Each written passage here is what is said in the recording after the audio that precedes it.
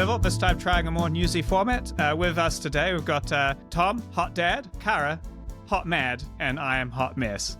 Oh, one of those three was accurate. Yeah, I guess Cara's not that mad today. You're still looking great, Tom. I can be angry. This is horrible. We saw progress, and now that progress is gone. You can't be frustrated about housing reforms 2 episodes in a row, Cara. Oh, just watch me. I can be frustrated about housing reforms indefinitely. So this was brought about because Tom, we're in a group chat full of the collaborators of Canadian Civil, and it just felt like you had something you wanted to get off your chest with regards to frustrations about your hometown of Calgary. Feel how good it feels to feel. I'm usually complaining about bike lanes, so complaining about housing seems like a nice refresh for me, so thank you. I would say I had a bug in my bonnet. I have just recognized is that I live here in Calgary, and we're just at an interesting time with so many sort of paradoxical things around housing and transportation and the way the city's developing happening at the same time. So I just made a list of aren't these things interesting? And I put it into the group chat, and then you guys called me afterwards. Well, let's go through some of those things. I was really excited to talk about it because I think Canadians, especially out east, have a lot of ignorance around Alberta and things. I put it out to the group, do you have any questions for Tom? And straight away, one of our friends hit on a pretty important point. Hey, Tom. I heard Calgary's housing reform was rolled back recently. How big of an issue was it during the election? And did it have enough time to actually change neighborhoods? Do we know what's going to replace it? So for people unfamiliar with this, Tom, what is the background? What is this thing that Patrick's talking about? So 2 years ago, there was a proposal to change the rezoning, sort of the default rezoning of the entire city from, one single family unit to more. And it sort of the nuances went from there. So it was up to 4, up to 6 units on a parcel in some places. Anyway, it was a huge debate. The longest public hearing in city history. It was as divisive as you might expect. It was a week-long city council meeting. We're not going to take it anymore. The utopian housing society you are here to advocate for has been tried before. We call it communism. We're not going to take it. With Castro Sinclair Jr. in Ottawa. Communism was illegal at one time in Canada, and I think we are all beginning to see why. The real crisis, weather modification and chemtrails. Too much tinfoil hat, maybe? Burr, thank God for oil. If you want to know where a residential one came from, it came from the Bible. No amount of lipstick is going to make this chicken beautiful. Here we see King Solomon's optimal land zoning. Truckloads to ship out the shit. Where will the trampolines go in your new Casso No Yard plan? Density equals mass over volume. If you have any questions. Who don't want just the red Smarties? No. They demand all our Smarties. The only good pig is a dead pig made into good old bacon. Fight like a Gondik. What I mean, like a warrior of light. And people will love you, and they'll respect you.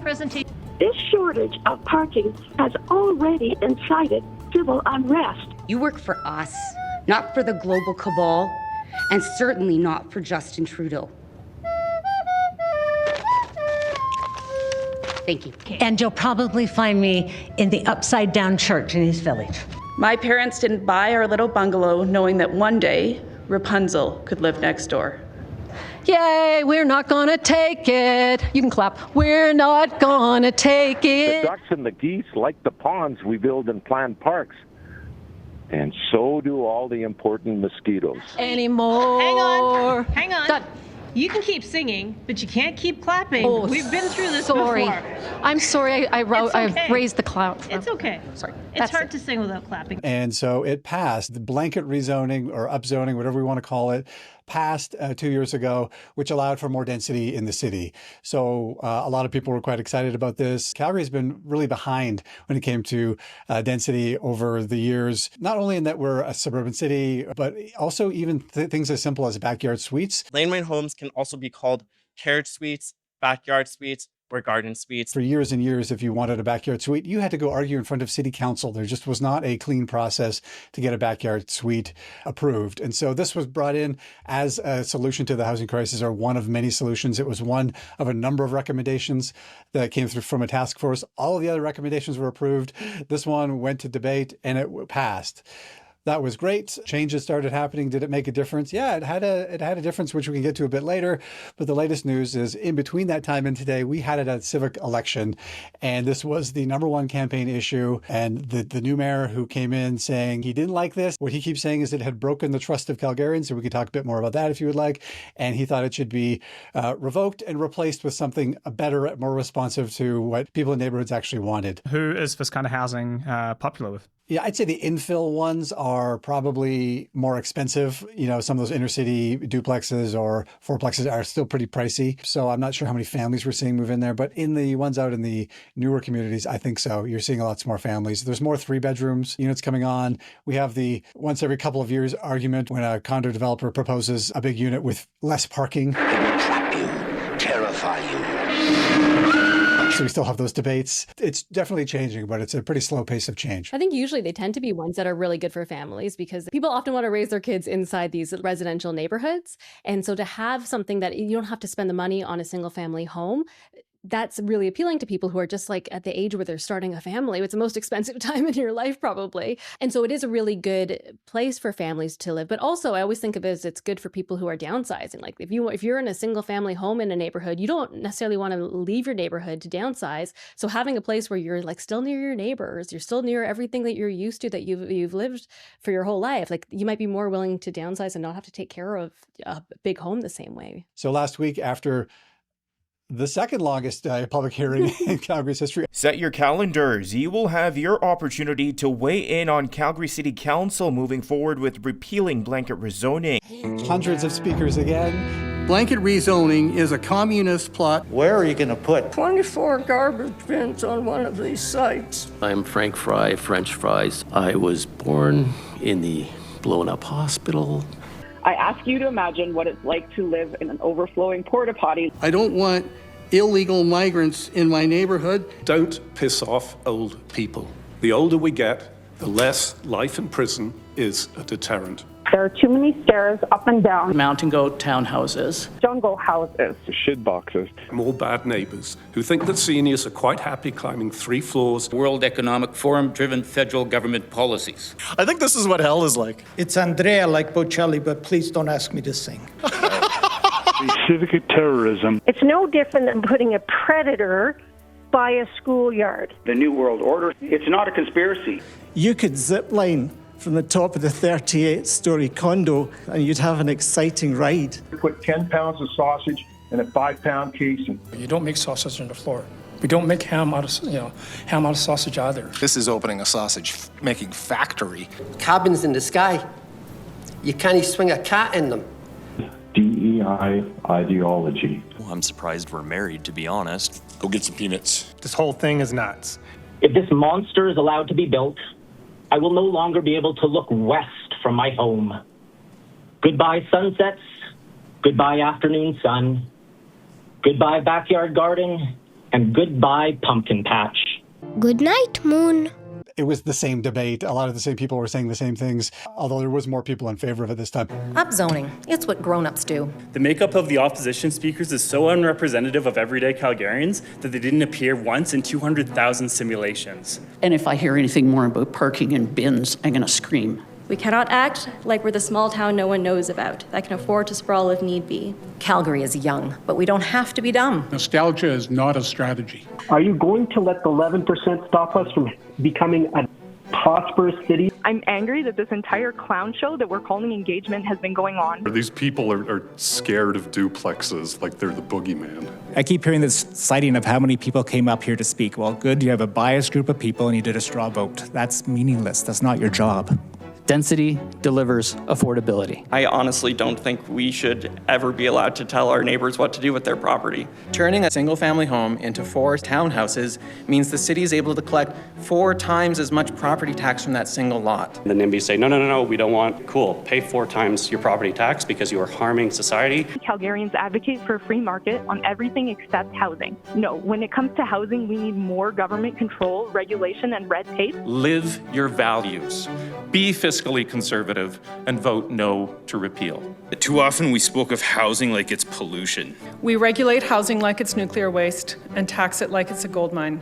Nobody has ever been made to change their own backyard. Democracy does not mean getting your way. It was revoked. Now that the City of Calgary's public hearing on blanket rezoning has concluded, the attention turns to what's next. We went back to the zoning we had prior to the blanket rezoning, the upzoning from 2 years ago. So we are back to sort of a city where something like 300,000 properties reverted back to single unit zoning. That's in answer to Patrick's question. Actually, the second half of his question was, in those 2 years, was there much change that happened? And I would say, yeah, there probably was. The city has received 189 development permit applications for new row houses and other RCG projects. That's increased from 21 applications during the same time frame the year before. 43% of new homes were built in existing communities, up 16% from a year earlier. Calgary for a long time has had a goal of having 50% of new housing units be in existing neighborhoods rather than greenfield developments in the suburbs. We have never come close to that. So we did finally come close to it. It did have an impact. I'm in a neighborhood that's really in transition from post-war bungalows into, in some cases, subdivided lots. So where we used to have one bungalow, now we have two really big infill units, lots more duplexes. We did see several fourplexes going in, like some really nice missing middle housing in lots of cases, which was really exciting to see. While it looks like a single family home from the curb, is actually 4 homes in one. But the debate was really dominated by a few projects which really were a lot bigger than that. So we had some sixplexes going in the middle of a block, and those got a ton of attention, especially from the neighbors who did not like that it was ruining the quote-unquote character of the neighborhood, that there wasn't going to be enough parking. You guys know these debates. Storage in a home is like gold, but parking is platinum. Always the same thing. Change could be coming, and it's not welcome. The project would leave Bob next to a 3-story building that cuts off his afternoon and evening sunlight. He says it could also bring more traffic, parking pressure, and lower property values. Can you imagine? So that won the election, that argument, and it won the day. It's so unfortunate when they take the time they're like, we're going to repeal it, we're going to put something new in place. But in the meantime, like, uncertainty means that people aren't going to start investing in building, because it doesn't make sense to do it when you don't know what's going to be allowed in the long run, right? Yeah, and I think that's what one of the voices was, the sort of inner city building community who was like, we don't know what to do now. This is going to add costs. It's going to go back to adding so much time for approvals. And there was an option to keep this in place while a quote unquote better solution was advanced, but it didn't happen. This policy needed a renovation, not a whole new build. In some ways, it reminded me of what Mark Carney said when he killed the carbon tax, where he said, like, this might be a good policy, but it's become untenable for Canadians, whether you agree or not with that sentiment. That was kind of the sentiment of the new mayor, who said, like, this might be a good policy, but it's become toxic and we need to start over again, too. So I'm not sure I agree with that, but that's where he was coming from. It's unfortunate that he didn't strategically just let it run its course while coming up with a new policy. If he truly did believe, that it was a good policy, which I think most technocrats would be saying it is, he could have been like, hey, we're working through it. Don't worry, the sixplexes will stop being built. Your shadows will be removed. But to kill it and roll it back to what Calgary did have. As much as we want to call it a repeal, it's a blanket rezoning. We're just doing another blanket rezoning. I mean, a lot of places following Housing Accelerator Fund related upzones have cut things down. Like they'll be like sixplex down to fourplex or fourplex down to row houses. But to basically go back to detached single family homes is like a disaster, really. Yeah, it is a real step backwards. I haven't given up hope that something better will come. But, right now, I think the number was 300,000 parcels are now back to that previous zoning. So that's a pretty big chunk of housing at a time when Calgary had just gotten over bragging about how many new housing units. Like Calgary led the country in new housing units over the last year. We had more housing starts than Toronto, which is insane because we're less than a quarter of the size. After setting an all-time record for housing starts in 2023, builders say they could do it again this year. A record 12,777 housing starts in 2025. 43.5% of them were, by some accounts, called missing middle housing. So that's pretty significant as well. Was this brought about by the federal government, or is there a provincial, like a municipal master planning cycle that caused both Edmonton and Calgary to be dealing with these things at the same time? I think it's broader trends in the industry. I think Edmonton is usually ahead of Calgary on on these sorts of things. We've been a little bit behind Edmonton. The Housing Accelerator Fund was a big part of this. Calgary is receiving some financial support from the federal government for the work. Now that we've reverted, there's a chance that federal money will not come to Calgary. And that was a big part of the debate. Like, if we make this decision, then we're setting, I forget what the number was, $1 billion on fire. We haven't really got a firm answer on that, whether the feds actually pull that money back or not. We don't know. How much of city council changed between the time when you had people voting in favor of this policy and then repealing it? I know the mayor changed. How much of council changed? Yeah, about half of council changed, so it was a pretty big turnover for our city council election. I'm old enough to remember the time when a city council job in Calgary was a job for life.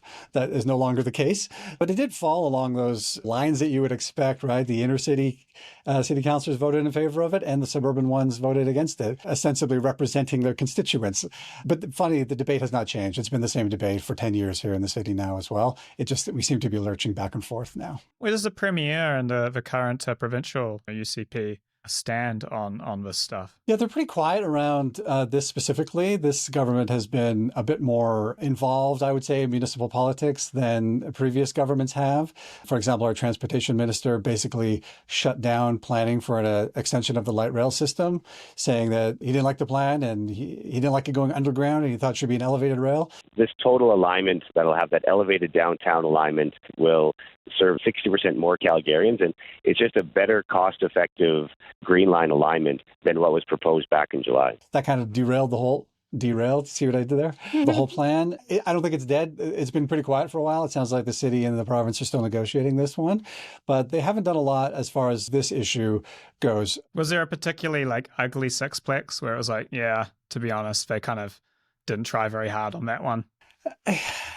Yeah, there's a couple around where a few I saw reading about it where a neighbor was like, I like the idea of blanket rezoning. And then this thing came in and I felt totally unheard and there was no chance for me to have an opinion on it. You know, the old, no one listened to me. And then I remember riding by it on my bike one time and thinking like stopping and oh, that must be the one that guy was talking about. So, I would also say, maybe, I don't know if you guys would agree with this, we're not great at missing middle in Canada because we don't do it very much. I think we get a few in there, and if they're not great, it's going to color the conversation for years to come. There's this thing when you have a housing shortage, people will buy anything. If you didn't have such a chronic housing shortage, there'd be more picky buyers being like, oh, I'd rather live in a beautiful building. But I just want a home now, just a home. Yeah, I will live in a concrete box. I do remember being on Twitter where someone who lived in the suburbs had posted a shot of a new condo building and saying oh my God, another soulless condo building going up.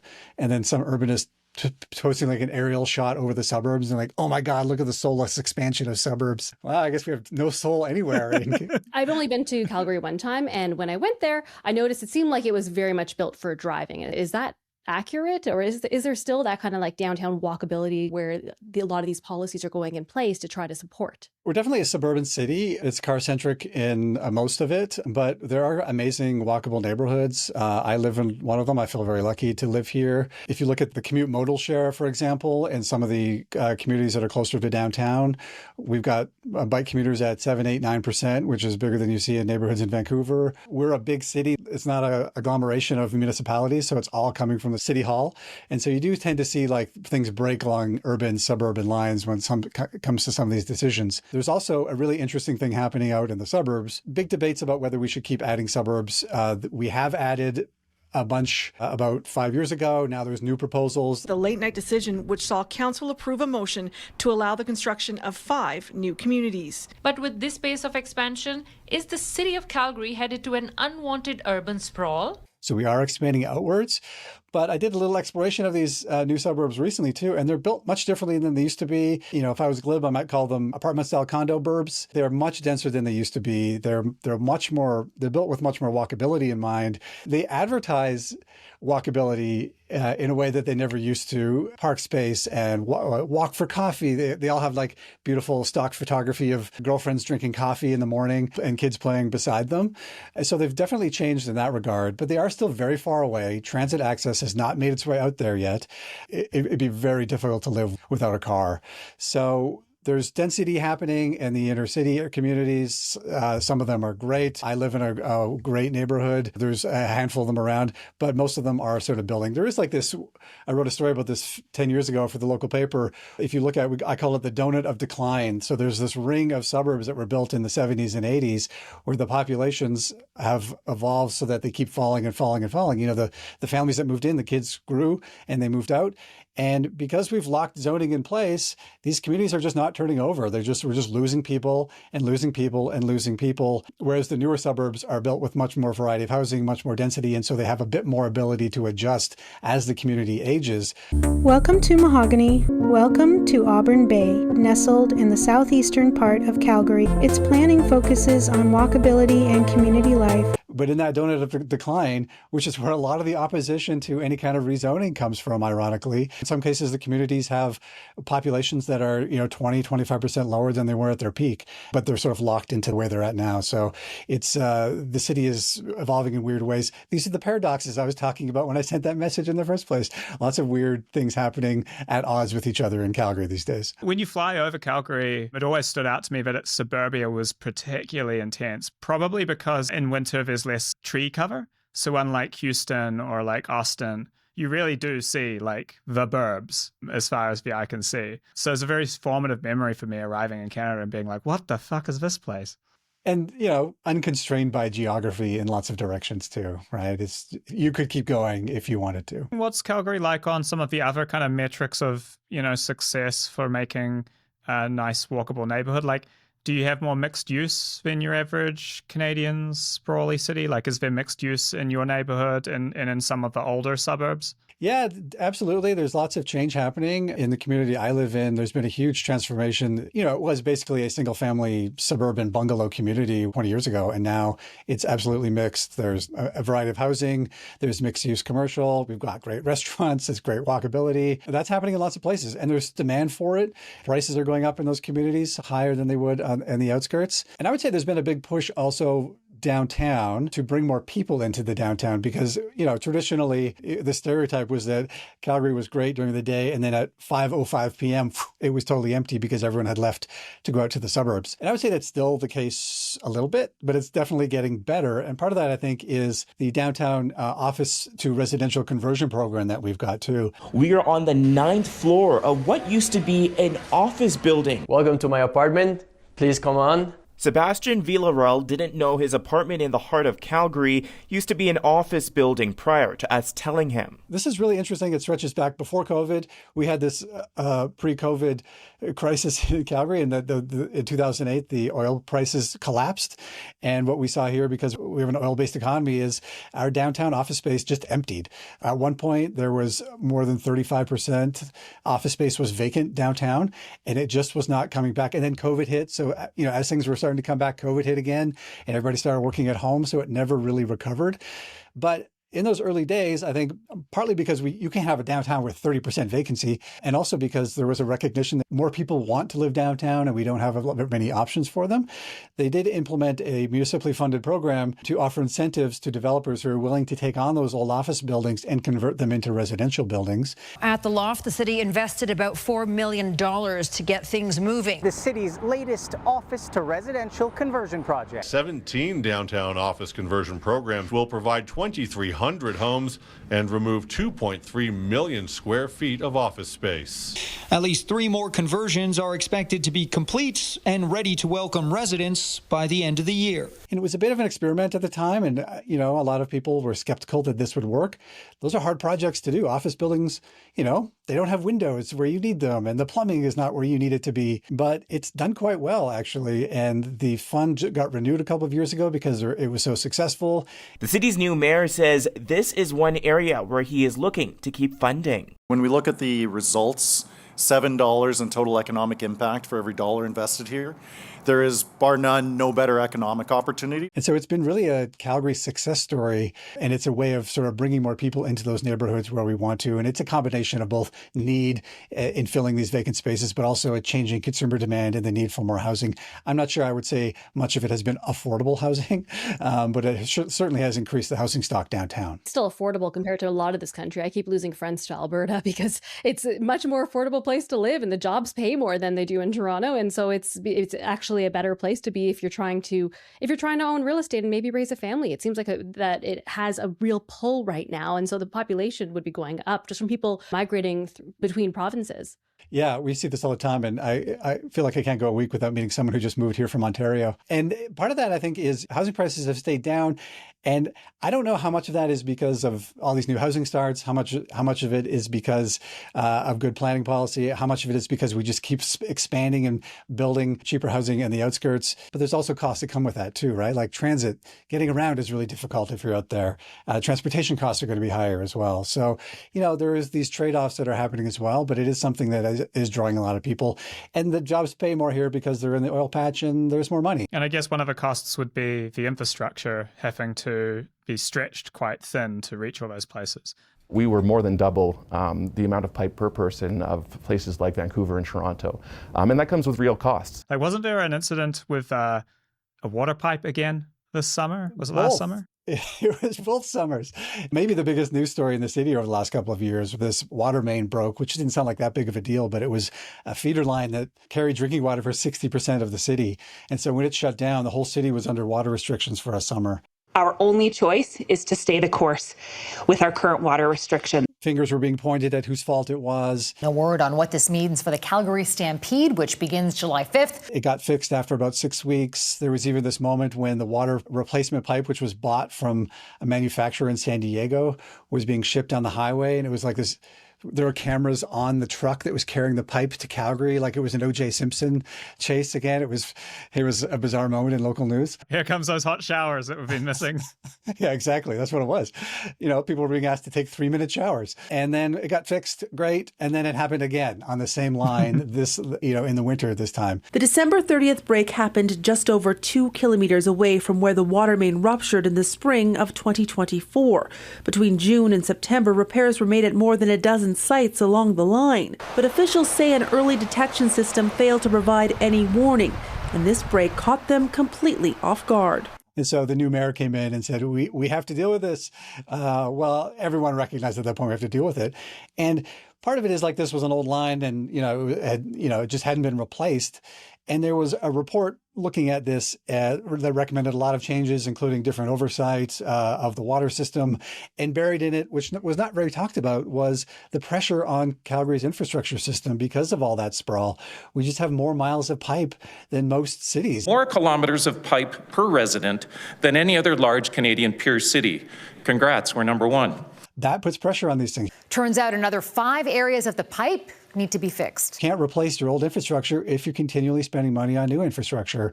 And I would say that wasn't a huge part of the conversation. It did sort of fall against those woke guys that want to talk about sprawl, but the real problem is bad governance. You know what I mean? So it was kind of an immature, I would say, conversation around it. I wish it was a little bit more productive. More bottled water to go pick up. Okay, but who's paying for it? It's always us, the residents, that are paying for all of this. It's hard to escape that all these things are happening at the same time. We're expanding, we're keeping housing pricing down, but these huge costs are emerging too. A new city report says $18 billion worth of city assets is rated in poor or very poor condition. I think in a lot of cases, we're just putting our head in the sand and hoping that somebody down the road will deal with it. What I always hear is we don't have the infrastructure to have so many people drawing from this one area here, but it just goes to show that it doesn't matter where you're putting more homes. If it's going to be sprawl, if it's going to be density, you do have to upgrade that infrastructure anyways. You have to maintain it. And in the long run, having density is actually better for that than trying to spread it out over kilometers and kilometers so much farther away. Yeah, and the costs of that greenfield development, there's almost an assumption that it's more affordable, it's cheaper, it's just a quicker way to do it. But it has costs as well. One of these new communities will require infrastructure upgrades of $250 million, of which only 40% or 45% of something is being covered by offsite levies. So the rest of that is going to have to be paid for by all of the other taxpayers in the city. So, the idea that, that those costs are covered by the people who will live there is not the case. There's also been a bit of conversation about the tax burden falling on the inner city a little bit more than the suburban areas because there's just such less productive use of that space. They have consciously, on purpose, allowed our infrastructure to decay. But these conversations don't tend to go very far. Because it will cause us to fall into their pockets. The programs of the UN and the WHO and their masters, the Chinese Communist Party and the WEF, are implementing their plans for world domination. The conversation around density tends to be, where am I going to park my car? As I'm sure you guys are familiar with, this does happen in most cities, right? We're more of a shadow-based concerns when it comes to density here, or changing character. There's a lot of character protection. Yeah, character protection too. We get a lot of that also too, as well, which is interesting because we have so many suburbs that look exactly the same to me. I always think about that, the character part. I walk around neighborhoods and I'm just like, you have I live in a neighborhood that has a lot of like really old bungalows, and every so often you get this giant modern like detached house that does not respect the character at all. And I just look at it, I'm like, yeah, okay. Really? Like we couldn't put another door or something for a second suite because that wouldn't respect the character, but having a very modern style looking one in this neighborhood of tiny little bungalows. Really? That counts? And it's so much easier to build that than it is to build something that is a multiplex. We see this sometimes as well when an infill will go in that is huge compared to its neighbors, but it's still a single family home, so it's okay. Yeah. Now, even here, I remember there was a comment on a Facebook post about a gas station getting redeveloped, and someone was like, I remember hooking up with my first girlfriend in that car wash or something like that. Shame it's just going to be ugly condos. And you're like, it is a gas station. Like, I don't think this is heritage property. I mean, you may have banged them at car wash, but, I don't really think that needs to be put on a plaque. Paige, next time you're here, I'll take you out to the light rail station. That was one of the farthest ones in the suburbs where there was a gas station there that had a nice neon sign that was preserved and has been put up as part of the development of the train station. I thought you were going to say, like, I'll take you to the car wash that I hooked up with someone and, be like, thanks, Tom. I appreciate you showing me this thing that's significant to you. This is where my firstborn was conceived. Welcome to Calgary. That's a different tour. That's actually what's on the neon sign. It's like a blinking arrow, this spot. Gotta see it. When Calgary repeals it, but then Edmonton went bolder, like they went for 8 plexes being allowed, and they did not go back on that, even though there was a push to do that, and they had a vote on whether to do that. What's the difference in culture there? Oh, have you ever heard the term Redmonton, Cara? I have not. The rivalry between those two cities has got to be insane. Calgary is so inclusive and with so much to offer. Edmonton, not that much. They're so similar, I think, right? They similar histories, similar development patterns, and just down the highway from each other. Which is what leads me to this question. Like, how can they be so different where one of them's like, yes, 8 plexes, no problem, you can have these. And the other one's like, oh, 4 plexes, that was too much. Oh, I don't like it. Well, there are cultural differences between the cities. I mean, they are quite different politically, too. The reason I was joking, Calgarians jokingly call them Redmonton, because traditionally that was where all of the left of center political candidates would win in a province that's pretty universally conservative. It's often been more progressive. City Council's decision to remove parking minimums across Edmonton is welcome news for Katie Ingram. The minimums made opening her deli a nearly 3-year ordeal. We are leading the way and passing a policy that contributes to changing the way our city will grow from here. I think Edmonton is one of the first cities in North America to really reform parking minimums, which I don't think we've even done yet still. But of course, everyone wants to live in Calgary, right? There's no one from Edmonton on this podcast, so I can say that now. It's so funny. I'm like, you're more progressive where they get rid of the minimums and let the free market decide. Right. Yeah. I did a video in Edmonton after its last election about they earmarked $50 million for cycling infrastructure as well. And as part of that, I talked to the Urban Development Institute, which I remember in the old days as a reporter in Calgary, they were always the ones pushing suburban development.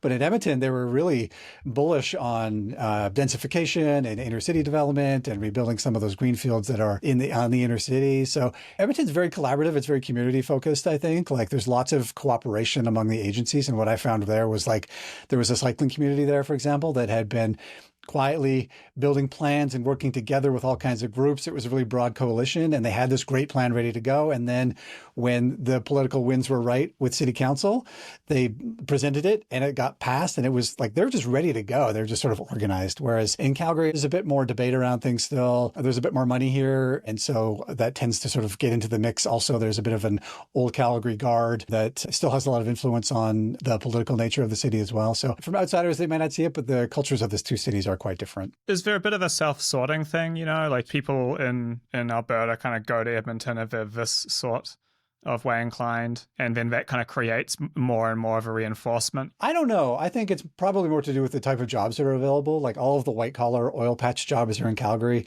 and a lot of the blue collar oil patch jobs are in Edmonton. That's traditionally sort of how it's been broken down. Also government, Edmonton's the provincial capital, so all of the bureaucrats are there, which does have an influence on the makeup of the city. But I do think, if a train was between the two cities, you'd probably see more of that, or at least there'd be more integration of it. Did you say train? I got a question for you. Guess who it's from? Reese Martin. Hey Tom, I have been thinking a lot about high-speed rail because it might happen between Toronto and Montreal. And sometimes people who are skeptical about it bring up Calgary and Edmonton and say, well, we should just connect Calgary and Edmonton. It'd be so much easier. And the Albertans all want to leave. So is this something that people in Calgary think about or talk about? And if it is, I'd love to hear more. People talk about, I wouldn't say high-speed rail. We're not that ambitious yet. I would say we talk about rail all the time. We have no intercity passenger rail service here in Calgary. There's no Via Rail in Calgary. I remember as a kid when it closed and people were talking about it. And so we are train starved here. Although we do have a great light rail system, and Reese will tell you, it is one of the most well-used rail systems in North America. So we are good when it comes to municipal rail. And as someone who travels back and forth from Edmonton all of the time, either on a bus or in a rental car, I would love a train. So I talk about it all the time as well. But it has been literally my whole life we've been talking about this, and there's been very little progress made on it. Although I would say we're probably closer now than we ever have been before because our provincial government is interested. Trains could become a bigger part of your travel plans in Alberta. The province has released its passenger rail master plan. The plan is to start with lines through Edmonton and Calgary to each city's airport, with trains running every 20 minutes. Connecting the expansion of the light rail in Calgary to a broader regional system that would include rail between Calgary and Edmonton. The route would connect both airports and also reach both Jasper and Banff. The car traffic between Calgary and Banff, especially in the summertime during the tourist season, is crazy. This provincial government, it does seem to like trains. I'm pleased to announce that Alberta's government is beginning the work to make passenger rail a reality in our province. So I feel like we are making progress. There's a framework in place. Will it happen?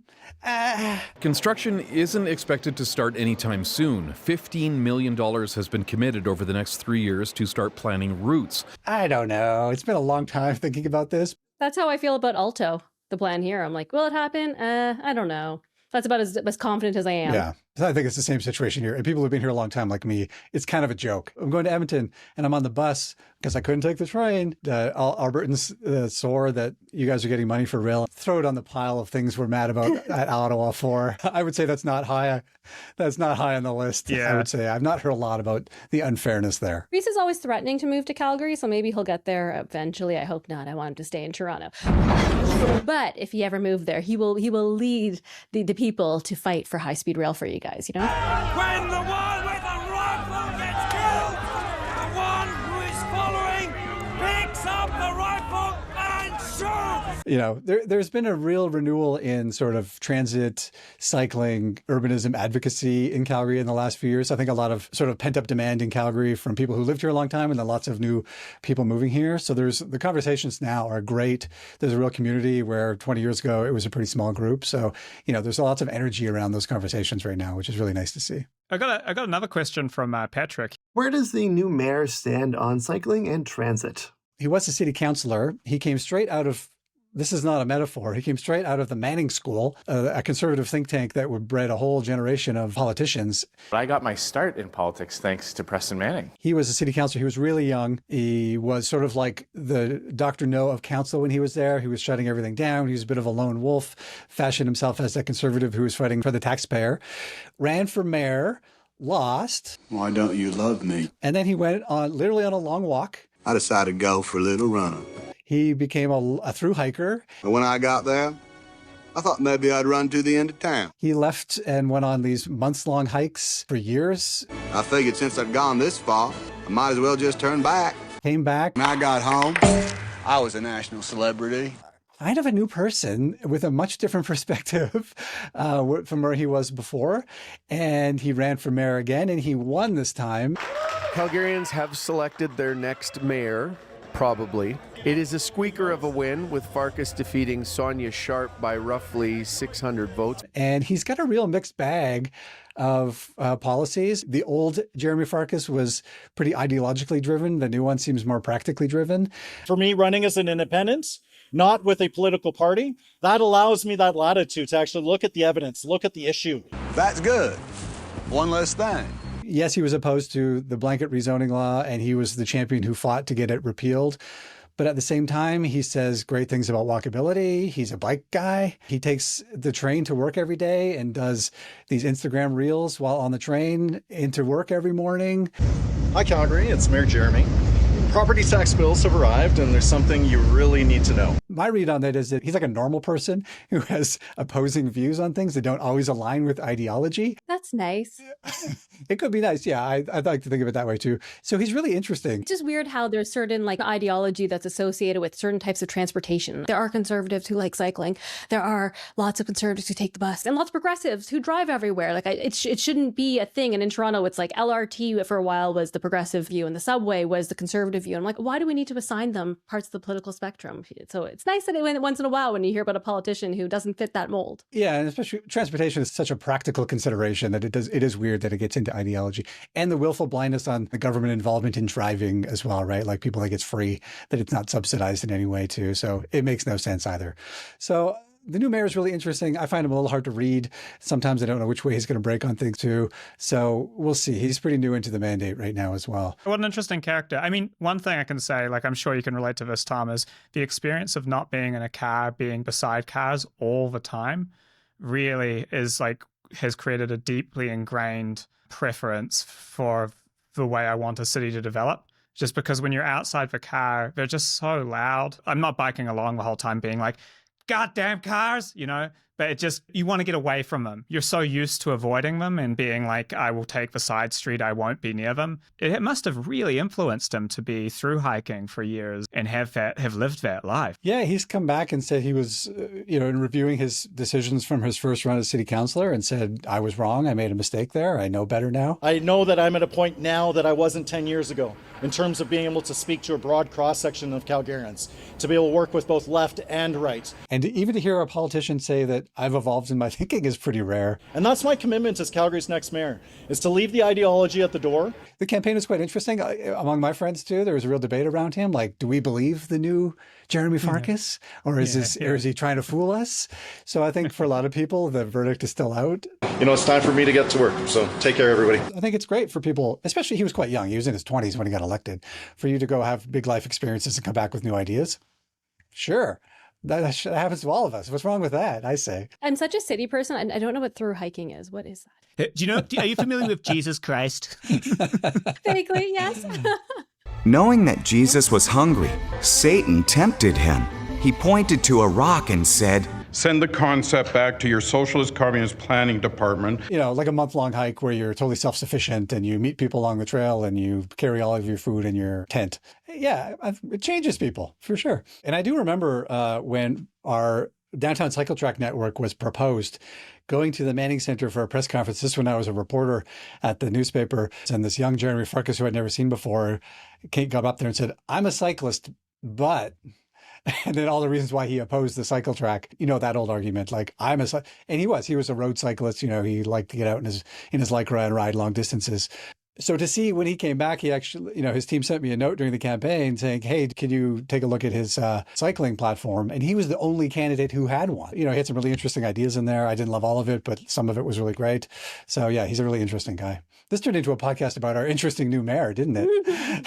Politicians that have like a real character to them are like something to appreciate, because a lot of them don't really do that. They're so nervous to like let anything show that might be weird, you know. So it's always a plus, I think, to find out that there's some depth to someone and that they may have like switched positions, you know. It's a virtuous thing to have, I think. It's nice when they acknowledge that they switch positions, though. Sometimes that doesn't happen, and you're like, don't you believe in this thing? So it's nice that he said that he took the time and decided to change his view because of these reasons. If the theme of this conversation is the paradoxes of Calgary's development these days, maybe they are all embodied by the mayor at this moment as well.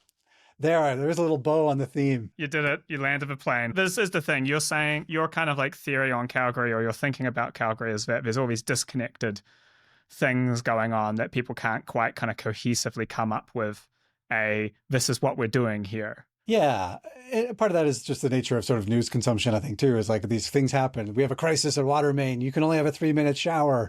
And then we get it fixed. And then we have an election. And then, you know, it happens again.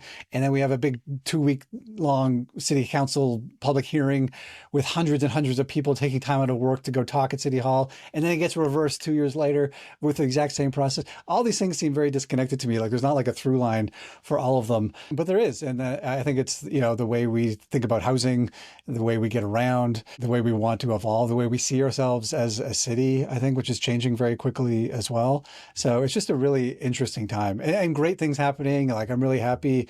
I was riding my bike the other day on a new bike lane. It was like, oh man, this city's amazing. And then, you know, you turn the corner and I almost got run over on a Strode and it's like, this place drives me crazy. So, you know, there's lots of that happening. The outsider's perspective, at least for me, is that there is a conflict between the kind of ideology of like, we will let people do what they want with their property and land and stuff, which does produce these like lower house prices overall and is a thing that progressives have recently been picking up on with the abundance thing. But it comes into conflict with a conservatism that is in the hearts of a lot of people about their neighborhoods and about where they live and their values. So there is this like, well, I believe that you should be able to let it rip and a business person should be able to set up a shop on any street. But then at the same time, I have a temperament that wants to keep things as they are. And yeah, it's always been an unhappy marriage. I had this exact conversation with a friend in my neighborhood who he had conservative values on a lot of elements like that were up in the news. And then when it came to housing reform, he was like, no, we shouldn't change anything. You should not have control over your property. You know, you shouldn't be allowed to park your car or make a change or build a backyard suite. So like, but no disconnection, you know, in his mind, like consistency in those things, or even a recognition that these maybe are not ideologically aligned.